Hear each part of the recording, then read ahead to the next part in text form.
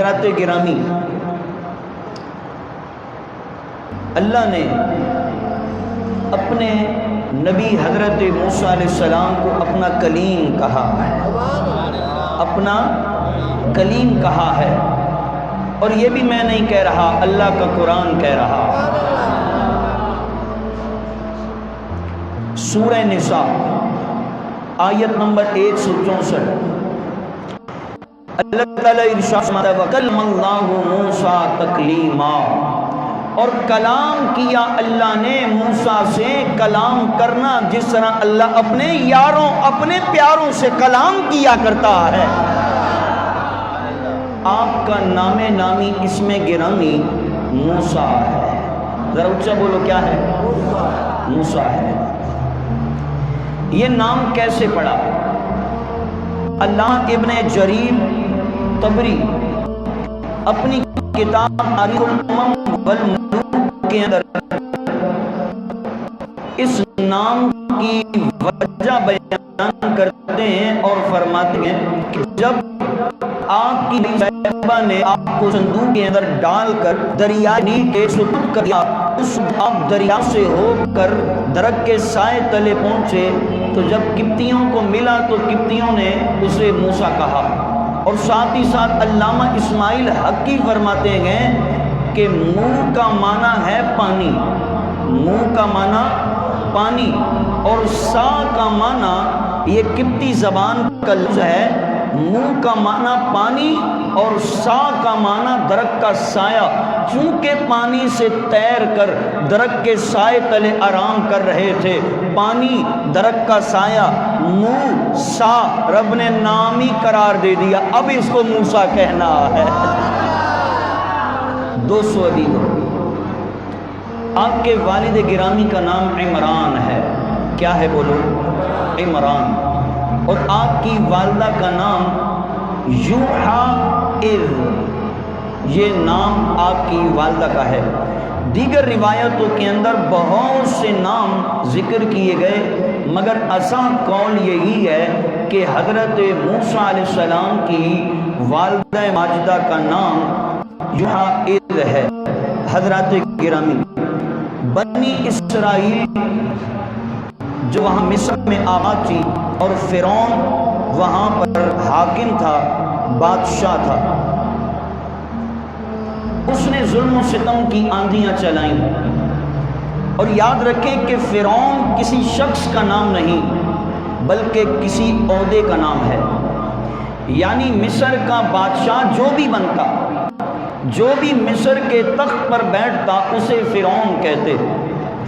جس طرح کیسر و کسریٰ، کیسر روم کے علاقے میں، کسریٰ ایران، یعنی ایران کا جو بھی بادشاہ آتا اسے کسریٰ کہتے، اور روم کا جو بھی بادشاہ آتا اسے کیسر کہتے، یعنی جو بھی تخت پر بیٹھتا اس کا اپنا نام ذکر نہیں کیا جاتا۔ جس طرح ہمارے وطن عزیز ملک پاکستان، اسلامی جمہوریہ پاکستان کے اندر جو بھی حاکم بادشاہ بنتا گئے تو اسے وزیر اعظم کہتے ہیں۔ کیا کہتے ہیں؟ وزیر اعظم کہتے ہیں۔ اسی طرح فرعون کا اصل نام مصعب ہے یا قاموس ہے یا عید ہے، لیکن اس تخت پر بیٹھنے والے کو فرعون ہی کہتے تھے، تو لہٰذا اس کو بھی فرعون کا نام دیا گیا۔ میرے دوستوں اور بزرگوں، فرعون نے جو ظلم کیا، جو قتل و غارت کیا، جو لوگوں کو اذیتیں دی، سورہ بقرہ رب کائنات نے قرآن مجید میں اعلان کیا، آیت نمبر 49، وَإِذْ نَجَّيْنَاكُمْ مِنْ آلِ فِرْعَوْنَ يَسُومُونَكُمْ سُوءَ الْعَذَابِ يُذَبِّحُونَ أَبْنَاءَكُمْ وَيَسْتَحْيُونَ نِسَاءَكُمْ وَفِي ذَلِكُمْ بَلَاءٌ مِّن رَّبِّكُمْ عَظِيمٌ۔ وَإِذْ نَجَّيْنَاكُمْ مِنْ آلِ فِرْعَوْنَ، اور جب ہم نے تمہیں نجات دی، کس سے نجات عطا فرمائی؟ آل فرعون سے نجات عطا فرمائی۔ فرعون والوں سے، فرعون کے ماننے والوں سے جو ہم نے تمہیں نجات عطا فرمائی۔ حضرات گرامی، اس نے اتنا ظلم کیا کہ لوگوں کو اپنا غلام بنایا اور لوگوں پر ظلم کر کے ان سے اپنے سجدے کروائے، یہاں تک کہ اس نے یہ اعلان کر دیا انا ربکم الاعلی، میں سب سے بڑا اللہ ہوں، میں سب سے بڑا تمہارا خدا ہوں۔ لوگ مجبور تھے، لوگ بے سہارا تھے، کوئی ان کا مجبوری اور پریشانی دکھ سمجھنے والا نہ تھا۔ مجبوراً فرعون جو کہتا، اپنے سپاہیوں سے جو کچھ بھی کروا لیتا، قوم کرنے پر مجبور تھی۔ حضرات گرامی، رب کائنات نے اس کا ذکر کیا کہ ہم نے تمہیں نجات دی ہے۔ کس بات سے نجات دی؟ یسومونکم سوء العذاب، جب فرعون کی طرف سے دی جانے والی تکلیفیں تم پر امنڈ آئیں، جب فرعون کی طرف سے ظلم کی آندیاں چلائی گئیں، کون سی آندیاں چلائی گئیں؟ یذبحون ابناءکم، تمہارے نوجوانوں کو اور تمہاری قوم کے بچوں کو ذبح کر دیا گیا، ان کا خون بہایا گیا۔ یقیناً جب ماں باپ کے سامنے ان کے بچوں کو چیرا جاتا گئے، ان کو ذبح کیا جاتا گئے، یہ ماں باپ کے لیے دل خراش واقعہ گئے۔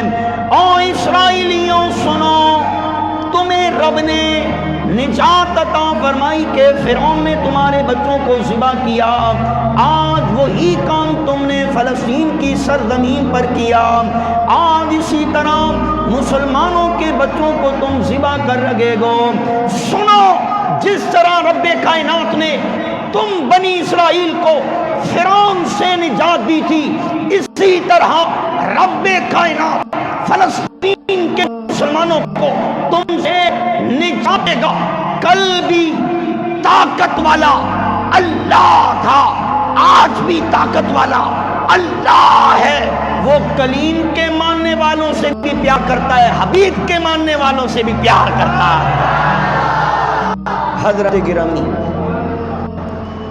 فرعون کا یہ ظلم تھا جس کا ذکر اللہ نے قرآن میں کیا۔ یذبحون ابناءکم ویستحیون نساءکم، تمہاری بہن بیٹیوں کی عزت کو اچھال رہا تھا۔ وفی ذالکم بلاء من ربکم عظیم، یہ تمہارے بچوں کا قتل ہونا، یہ تمہاری بہن بیٹیوں کی عزت دری ہونا، یہ اللہ کی طرف سے بہت بڑا امتحان تھا، یہ امتحان تھا۔ اب یہ امتحان ٹلنے لگا۔ فرعون جو اپنے آپ کو بڑا ہی طاقتور کہتا تھا اور وہ یہ سمجھتا تھا کہ میرے سامنے کوئی کھڑا نہیں ہو سکتا، اب رب نے اس کی ذلت کے اسباب پیدا کرنا شروع کر دی۔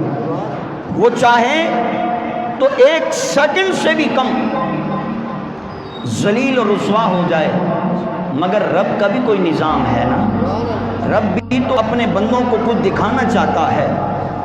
ایک دن فرعون جو اپنے تخت پر بیٹھ کر غلط فیصلے بھی کرتا اور لوگوں کی تقدیر کے فیصلے کرتا، کیوں؟ وہ بادشاہ تھا، وہ اپنے آپ کو خدا کہتا تھا، وہ جسے چاہے موت کا آرڈر دے، جس کے لیے چاہے زندگی بحال کرے۔ ایک دن رات کو خواب میں کیا دیکھتا ہے کہ آگ سے اس کا محل جل گیا اور وہ بھی جل گیا، اور اس کے تمام قبطی ماننے والے جتنے بھی تھے وہ جل کے راکھ ہو گئے، اور بنی اسرائیل کے لوگ بچ گئے۔ جب یہ خواب دیکھا نا تو گھبرا گیا۔ میرے دوستوں اور بزرگوں، یہ خواب دیکھنے کے بعد اس کی نیندیں ختم ہو گئی، اس کا چین سکون ختم ہو گیا، اور صبح اٹھتے ہی اس نے نجومیوں کو بلا لیا اور خواب کی تعبیر بتانے والے معبرین کا مجمع لگا لیا، اپنا خواب سنا دیا کہ رات میں نے خواب دیکھا کہ آگ نے میرے تخت کو اجاڑ کے رکھ دیا، اور مجھے بھی جلا دیا، میرے ماننے والے قبطیوں کو جلا کے راکھ کر دیا۔ نجومی اپنے سر پر ہاتھ رکھ کر سوچنے لگے، یہاں تک کہ تمام نے جب سوچ و بچار کیا، سوچ و بچار کرنے کے بعد لوگوں نے فرعون سے کہا کہ اس خاک کی تعبیر یہ گئے کہ ایک لڑکا آئے گا، ایک لڑکا آئے گا، تجھے خاک میں ملا دے گا۔ تو کہتا ہے کہ میں اللہ، لیکن وہ آئے گا، وہ آ کر کائنات کے چپے چپے پر توحید کا پیغام دے گا۔ تیرا نام لینے والا کوئی نہیں ہوگا مگر مشرق سے مغرب، شمال سے جنوب لوگ اللہ اکبر کی تکبیریں بیان کریں گے۔ وہ ہر جگہ اللہ کی توحید کا پیغام دے گا۔ اور فرعون حیران ہو گیا کہ یہ کون ہے جو میری اینٹ سے اینٹ بجانے والا ہے؟ یہ کون ہے کہ جس کے آتے ہی میری سلطنت ختم ہو جائے گی؟ اب پوچھنے لگا اب اس کا حل کیا کرے؟